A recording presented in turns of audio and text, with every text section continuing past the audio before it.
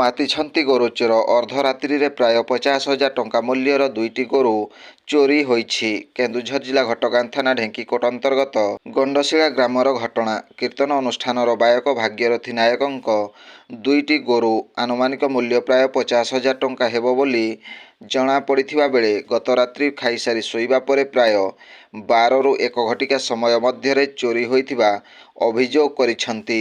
ଏହାପରେ ଭାଗ୍ୟରଥୀ ନାୟକ ରାତ୍ରି ପ୍ରାୟ 2 ଘଟିକା ସମୟରେ ବାହାରକୁ ବାହାରି ଦେଖନ୍ତି ତ 2ଟି ଗୋରୁ ଉକ୍ତ ସ୍ଥାନରେ ନାହିଁ। ଏନେଇ ବ୍ୟସ୍ତ ବିବ୍ରତ ହୋଇ ପାଖ ପଡ଼ିଶାର ଜଣେ ଯୁବକଙ୍କ ସହ ବାଇକ୍ ଯୋଗେ ପାଖ ଗ୍ରାମଗୁଡ଼ିକରେ ବହୁ ଖୋଜାଖୋଜି କରି ନ ପାଇବା ପରେ ଟୋଲ୍ ଫ୍ରି ନମ୍ବର 112କୁ ଫୋନ୍ ଯୋଗେ ଜଣାଇଥିଲେ।